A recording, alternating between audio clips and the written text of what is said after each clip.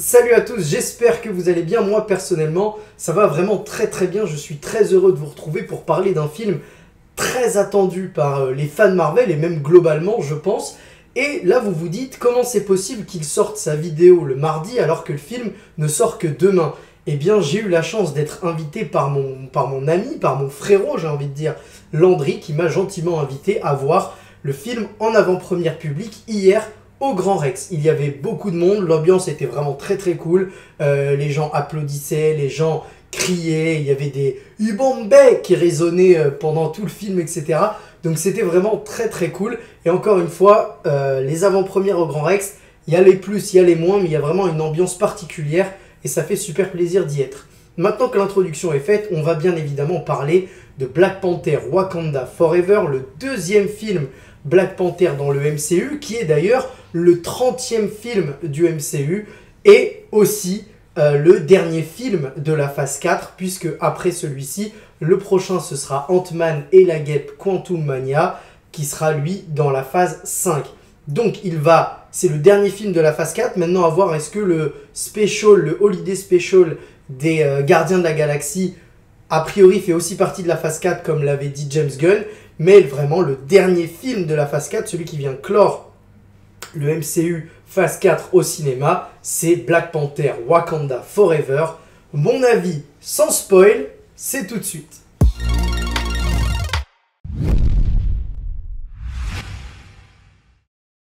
Alors pour commencer, bien évidemment, je vais rappeler quelque chose que la plupart d'entre vous connaissent, si ce n'est la totalité d'entre vous.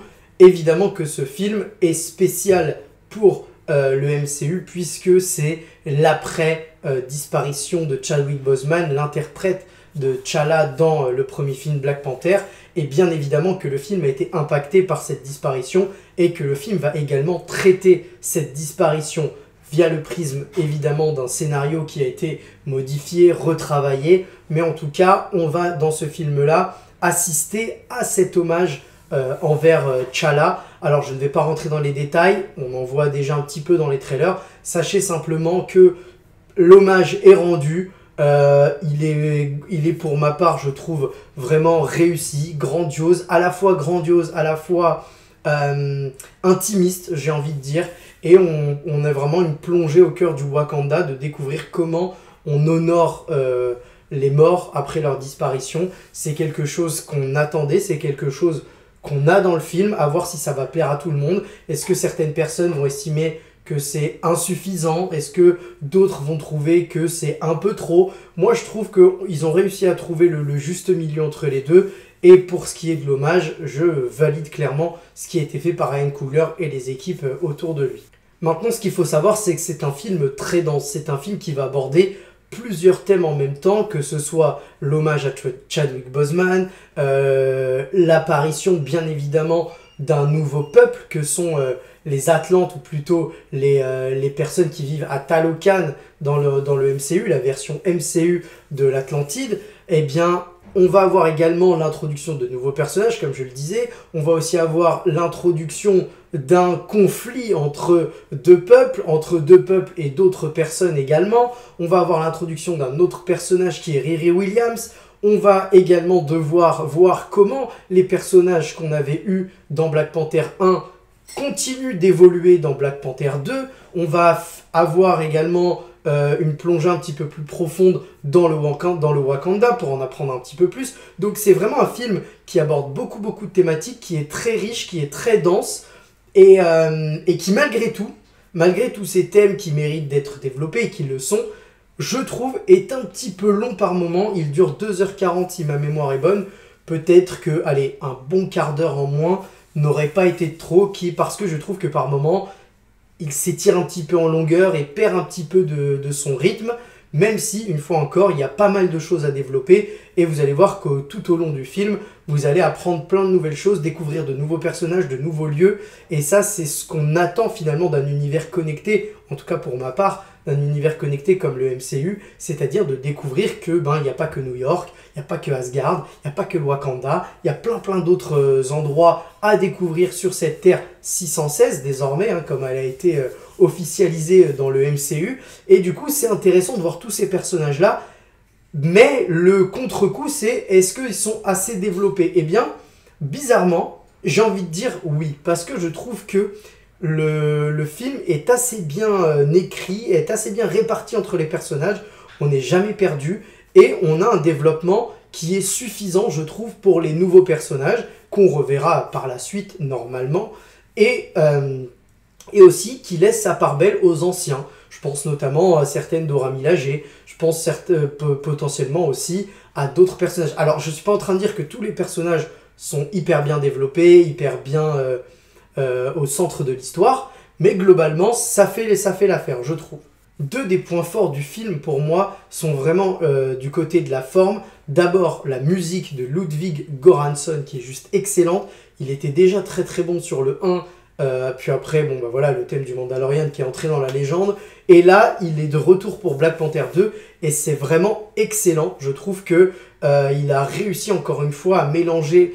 des fois, il y a même des instruments, on ne sait pas trop ce que c'est. Alors, les spécialistes de musique connaîtront certainement ces instruments-là, mais je trouve que les mélanges entre musique africaine, musique symphonique, qu'on a plus l'habitude d'entendre dans les films un peu épiques de super-héros, se marient très très bien. Il a réussi à trouver le juste équilibre entre les deux, et je trouve que d'ailleurs, ces musiques à lui mériteraient d'être encore un peu plus présentes dans le film, parce que par moment, on va avoir des musiques de ce que j'appelle playlist, c'est-à-dire des musiques un peu chantées. On avait eu le tube de Rihanna qui était sorti et qu'on retrouve dans le film.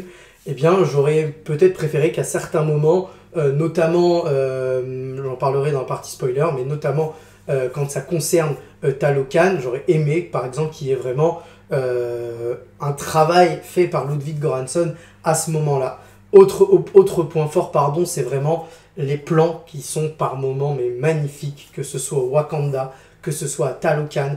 Il y a vraiment des plans qui sont, c'est des cartes postales, c'est vraiment très très très joli. A contrario, il y a aussi, on va pas se mentir, certains moments où les fonds verts sont visibles, où les effets spéciaux sont pas incroyables. On commence à en avoir l'habitude avec les films de super-héros, malheureusement. C'était le cas dans Thor Love and Thunder, c'était le cas dans She-Hulk, même si c'est une série, mais c'était le cas dans Black Adam, où il y a quelques défauts au niveau des effets spéciaux. C'est encore le cas dans Black Panther.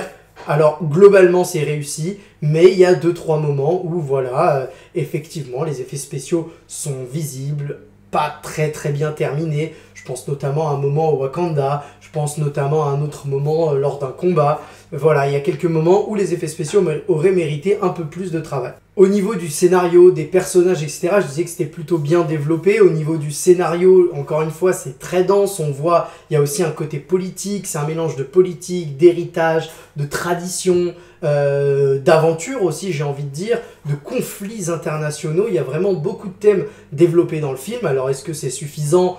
Ça dépend où on place le curseur. Moi, j'estime que c'est plutôt pas mal traité, et je pense notamment à un discours aux Nations Unies qui se passe dans le film, qui est vraiment très marquant pour ma part. Il y en a d'autres qui vont trouver ça un peu too much. Moi, j'ai bien aimé. Évidemment, on va découvrir qui est le nouveau Black Panther. Est-ce que ça va plaire? Est-ce que ça ne va pas plaire? Personnellement, j'ai quelques réticences par rapport à ça. J'ai aussi quelques réticences par rapport au personnage de Namor, mais qui, dans sa globalité, est vraiment très bon. J'avais beaucoup de craintes parce que, alors ça n'enlèvera rien au fait que visuellement, j'aurais préféré reprendre le design des comics en tant que bon vieux fan de comics. J'aurais aimé retrouver le Namor des comics, etc.